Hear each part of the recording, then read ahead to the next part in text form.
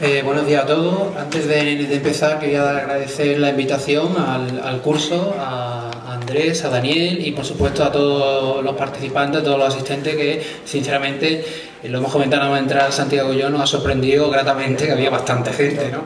Que estas cosas nunca las puedes prever hasta que los ves, ¿no? Bueno, al grano. Mi charla va a tratar sobre, digamos, un acercamiento al cómic desde el punto de vista de análisis del lenguaje, de análisis también estético, ¿no? Una mezcla de ambas cosas.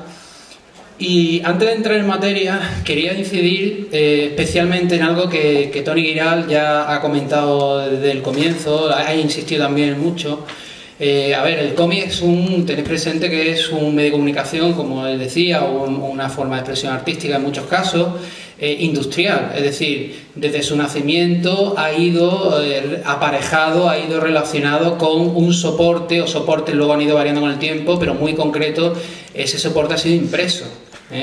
Esto es fundamental en el cómic, en su desarrollo, porque ha marcado intensamente, como digo, desde sus inicios o más o menos un cierto momento histórico en donde se ponen en marcha, pues digamos, una serie de procesos que conducen, ¿no?, a lo que hoy entendemos como cómic, ¿no?, porque tampoco se puede establecer, me parece a mí que eso no tiene mucho sentido establecer el momento exacto en que se puede decir esto es el cómic, ¿no? Creo que la historia es más compleja y los procesos históricos lo son igualmente, pero ese soporte impreso es clave.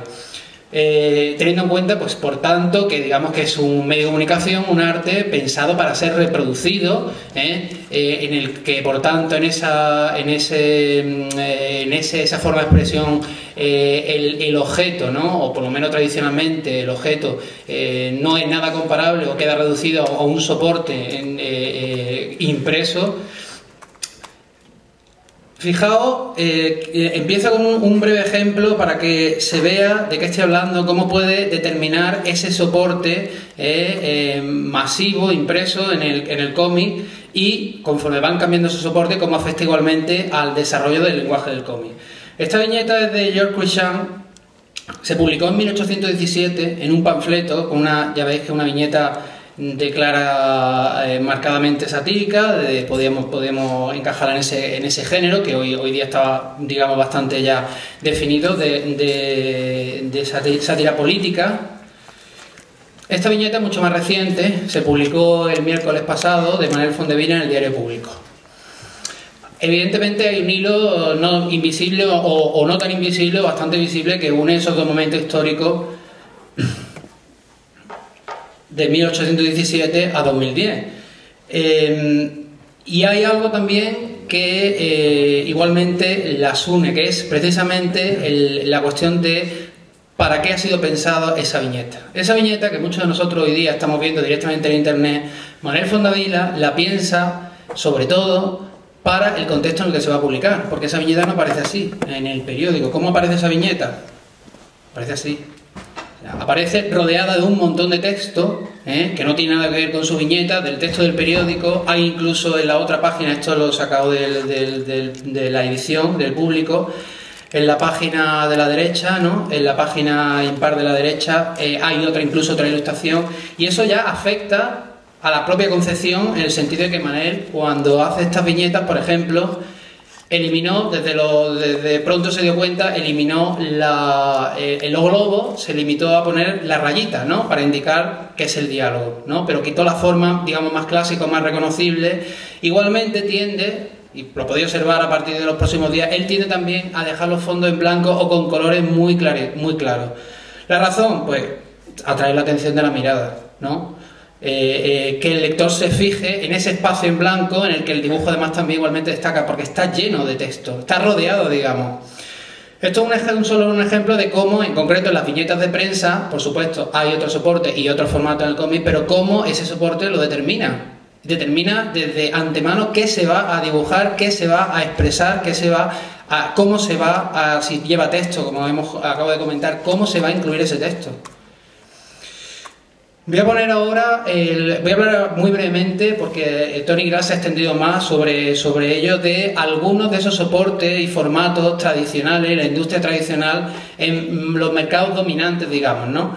Este es un ejemplo, aquí he seleccionado un par de ejemplos de las tiras de prensa norteamericanas, que realmente yo creo que puede decirse así, el cómic moderno realmente, aunque no nace ahí, pero sí se desarrolla, su lenguaje se desarrolla particularmente en las tiras de prensa norteamericanas, aunque luego saltan a otros soportes, a otros formatos.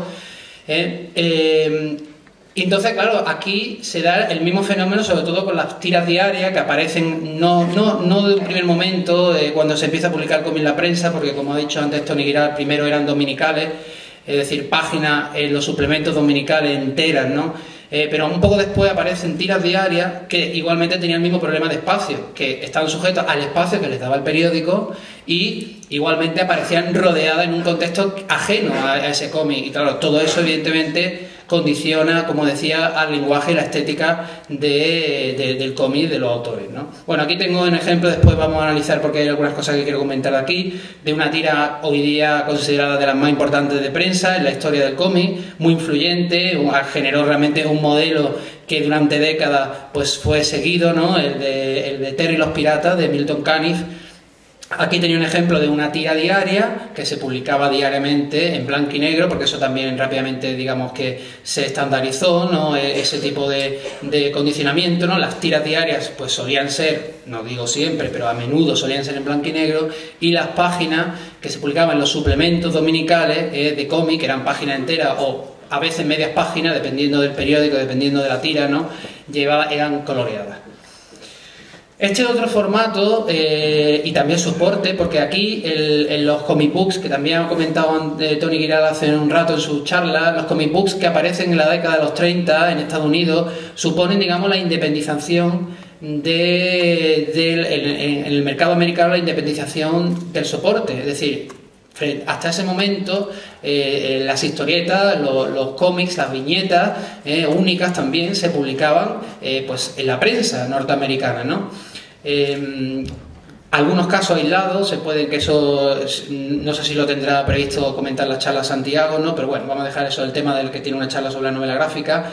Entonces el comic book, ¿qué supone? Pues supone la aparición de cuadernillos ya independientes del periódico en el que solo había cómic. Bueno, solo en principio, digamos, la materia fundamental eran cómics. Al principio eran cómics ya previamente publicados en la prensa, eran, digamos, por tanto, una especie de recopilaciones.